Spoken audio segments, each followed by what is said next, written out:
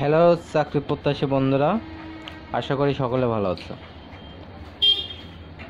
Bangladesh border guard অর্থাৎ BGB digital পদ্ধতিতে 104তম ব্যাচে অতিরিক্ত সিপাহী পদে নিয়োগ বিজ্ঞপ্তি অনলাইনে প্রকাশ করেছে। তো যারা আবেদন করবেন, আবেদন শুরু হবে আজকে থেকে, অর্থাৎ আজকে 23 তারিখ থেকে শুরু হয়ে আগামী 1 তারিখ পর্যন্ত আপনারা আবেদন করতে পারবেন। অর্থাৎ জুলাই 23 তারিখ থেকে শুরু হয়ে আগস্টের 1 তারিখ পর্যন্ত আপনারা আবেদন করতে পারবেন। তো আবেদন করবেন সরাসরি আপনার বাংলাদেশ বিজেপি যে অফিসিয়াল ওয়েবসাইট আছে সেখানে গিয়ে আপনি ক্যারিয়ারে গিয়ে কিন্তু খুব সহজে আবেদন করতে পারবেন, অথবা আপনি এই নিয়োগ বিজ্ঞপ্তিতে দেওয়া যে আবেদন লিঙ্কটা আছে এখানে গিয়ে কিন্তু আপনি আবেদন করতে পারবেন।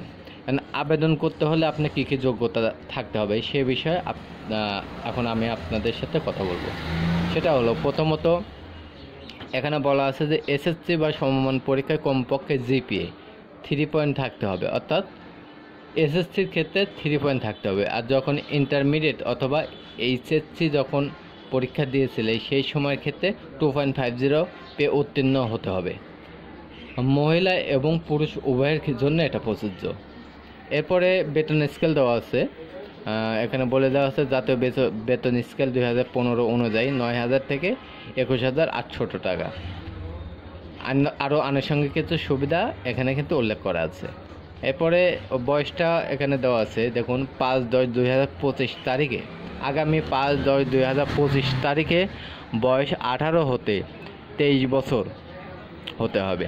জন্ম তারিখ 6/10/2002 হতে 5/10/2007, অর্থাৎ 2002 এবং 2007-এর সাথে যাদের জন্ম তারা আবেদন করতে পারবে। এবং এখানে যে তারিখটা দেওয়া আছে এই তারিখের মধ্যে বয়স কিন্তু 18 থেকে 23 বছর হতে হবে। যদি 23 বছর ওভার হয়ে যায় তাহলে কিন্তু হবে না। এরপরে আপনার উচ্চতার কথা বলা আছে, শারীরিক উচ্চতা ছেলেদের ক্ষেত্রে 5 ফুট 6 ইঞ্চি এবং মেয়েদের ক্ষেত্রে 5 ফুট 2 ইঞ্চি। আর আরও কিছু এখানে উল্লেখ করা আছে, সেটা হলো আপনার ওজন এবং বুকের মাপ, এগুলো খুব স্বাভাবিকভাবে কিন্তু আপনারা উল্লেখ করবেন, এখন কোনো যেন ভুল ত্রুটি না হয় এদিকে খেয়াল রাখবেন। আর আপনাদের বিবাহিত নাকি অবিবাহিত এটা উল্লেখ করতে হবে। বিশেষ করে যারা বিবাহিত এদের কিন্তু এই চাকরিটা হবে না, অবশ্যই অবিবাহিত হতে হবে। এখানেও আরেকটা কথা উল্লেখ আছে যে তালাকপ্রাপ্ত যারা এরাও কিন্তু আবেদন করতে পারবে না। আচ্ছা ঠিক আছে, এখন এরপরে যেটা লাগবে সেটা হচ্ছে আবেদন করার পরে আপনার যেগুলো করতে হবে, আবেদন করার জন্য যে সকল ডকুমেন্ট প্রয়োজন পড়ে, তারপর আপনি এসএসসি বা এসএসসি মূল যে সনদ আছে সেটা নিয়ে আপনি যে কোনো কম্পিউটার দোকানে চলে যাবেন, আপনার যদি জন্ম নিবন্ধন থাকে সেটা নিয়ে যাবেন, আপনার ছবি লাগবে আর আপনার সিগনেচার লাগবে। আর আপনার এখানে ফি সম্পর্কে বলা আছে যে আপনার পরীক্ষার ফি কত টাকা, চলুন আমরা একটু দেখে নেই। এখানে পরীক্ষার ফি পাবো দেখতেও আমি কিছুক্ষণ আগে এটা দেখলাম, একটু সময় লাগবে। এখানে পরীক্ষার ফি বিষয়ে সম্ভবত 56 টাকা হবে এরকম মেবি, আপনারা একটু দেখে নেবেন। আমি খুঁজে পাচ্ছি, হ্যাঁ খুঁজে পেয়েছি, এই যে দেখুন আবেদন ফি পাবো 56 টাকা পেমেন্ট করতে হবে। অর্থাৎ 56 টাকা যদি থাকে তাহলে ধরুন 5 টাকা SMS, অর্থাৎ 61 টাকা। আর এদিকে আপনি আবেদন ফি দিয়ে দেবেন, আপনার অপারেটর যে কয় টাকা নেয় সেটা জমা করে দেবেন। তো আবেদনটা হয়ে যাওয়ার পরে আপনার যেখান থেকে আপনার একটা ওটিপি এবং আপনার ইউজার নাম থাকবে, সেটা আপনারা সেভ করে রাখবেন। সেটা যদি হারিয়ে যায় বা কোথাও যদি ফেলে রেখে চলে আসেন, পরবর্তীতে এই ওটিপি আর ইউজার নেমের কারণে আপনার ফোনে যে মেসেজটা দেবে এটার কারণে কিন্তু আপনি পরবর্তী বিশাল বড় ঝামেলা পড়বেন। এক্ষেত্রে কিন্তু আপনার এই যে আপনার আবেদন কিন্তু বাতিল হয়ে যাবে। এটাকে 100% বলে দিচ্ছে আবেদন কিন্তু বাতিল হয়ে যাবে। এবং আপনি যে আবেদনটা জমা দিচ্ছেন এটা যদি একবার সাবমিট হয়ে যায় পরে কিন্তু আর আপনি এটা পরিবর্তন করতে পারবেন না। তাই সমস্ত কিছু তথ্য আপনি জমা দেওয়ার পূর্বে ভালোভাবে দেখে শুনে এটা আপনারা সাবমিট করবেন। এরপরে এখানে আরও একটি গুরুত্বপূর্ণ পয়েন্ট, যেটা ছেলেদের জন্য, স্বাভাবিক অবস্থায় এটা মেয়েরা করে না। বিভিন্ন যারা মাদক দ্রব্য সেবন করে, বিভিন্ন ধরনের হয়তো মাদক দ্রব্য সেবন করতে পারেন, সিগারেট, বিড়ি, হাবিজাবি, গাঁজা, সে নানান ধরনের কিছু আছে। তো আপনার ধরেন এগুলো সেবন করেন, এক্ষেত্রে কিন্তু আলাদা এনাদের একটা কথা এখানে কিন্তু উল্লেখ করে দেওয়া আছে যে স্বাস্থ্য পরীক্ষা। দেখুন এই লাইনটা যদি আমি একটু আপনাদের পড়ে শোনাই তাহলে বুঝতে পারবেন। আপনাদের কিন্তু ড্রপ টেস্ট করা হবে, ইউরাইন ড্রপ টেস্ট নেগেটিভ, ঠিক আছে, রক্ত পরীক্ষা, তারপর আরও কিছু দেখুন অনেক পরীক্ষা এখানে দেওয়া আছে, এগুলো আপনারা পড়ে নেবেন, সার্কুলার গিয়ে এটা একটু ভালোভাবে পড়ে নেবেন।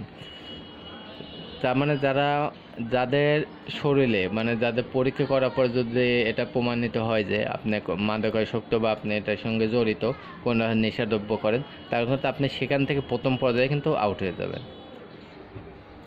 এবং আর একটি কথা উল্লেখ করা আছে যে আপনি নকল ভুয়া কোনো কাগজপত্র এখানে দেখাবেন না। এক্ষেত্রে কিন্তু আপনি এখানে বলা আছে যে বরখাস্ত করতে পারে এবং আইনানুগ ব্যবস্থা করতে পারে, আপনার জেল জরিমানা তো হবেই, আপনার কিন্তু খুব বড় প্রবলেমে পড়ে যাবেন।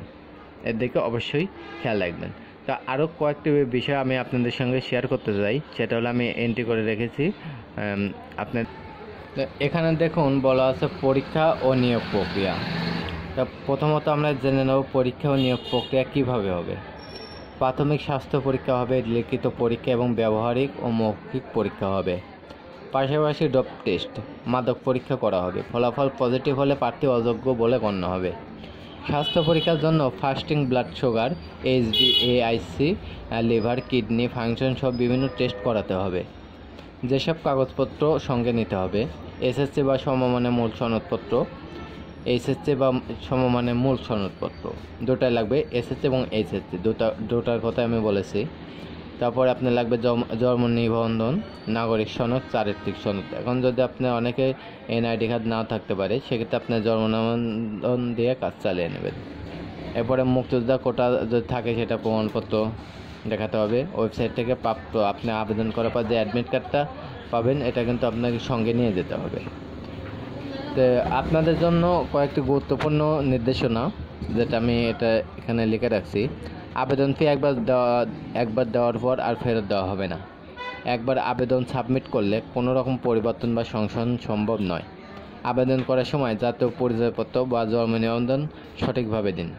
মাদকসেবী প্রার্থীরা নিয়োগ প্রক্রিয়া থেকে বাদ পড়বে। অর্থাৎ যারা আপনার সন্দেহ যদি থেকে থাকে আপনি এরকম করে নেশা করেন, তাহলে আমি বলবো ভাই অযথা টাকা খরচ করার প্রয়োজন নেই, তাহলে কিন্তু আপনার আবেদন তো বাতিল হয়ে যাবে। তো ভিউয়ার্স, এটাই ছিল আজকের ভিডিও। তো আর এরকম গুরুত্বপূর্ণ তথ্যবহুল ভিডিও পেতে আমার চ্যানেলটিকে সাবস্ক্রাইব করে পাশে থাকুন। সবাই ভালো থাকবেন, সুস্থ থাকবেন। আল্লাহ হাফেজ।